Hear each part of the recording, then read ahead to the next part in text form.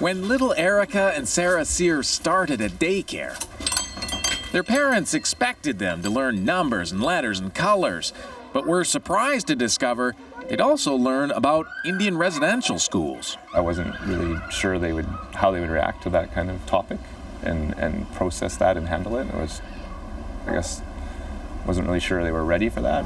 So now that we're here... It was Kristen Webster's idea, a longtime early childhood educator. At first, all seemed quiet and still. Who's always taught little ones in her care respect for local First Nations.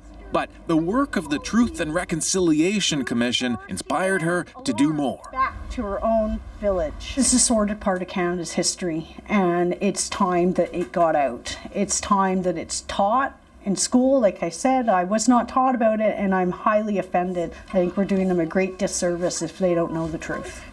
She took this online course on how Indigenous education could promote reconciliation. The professor believes even the very young can manage something as difficult as residential schools. We do need to give them a language to talk about it in a way that, that we don't frighten them, or ways that we, trouble some of their emotions.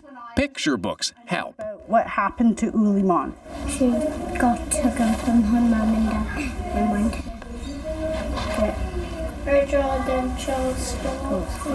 Children at this age have a strong sense of right and wrong. Was she still allowed to speak Inuit? No. Was that okay? No. How would that make you feel?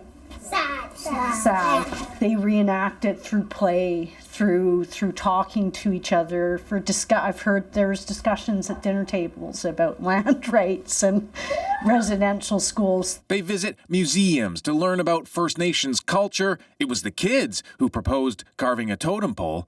Parents responded enthusiastically. It's, I think, opened a new world for her, really.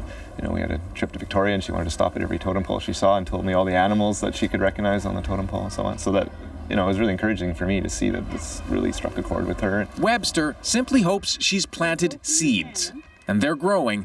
Other daycares are now considering her residential school lesson plan. Duncan McHugh, CBC News, Vancouver.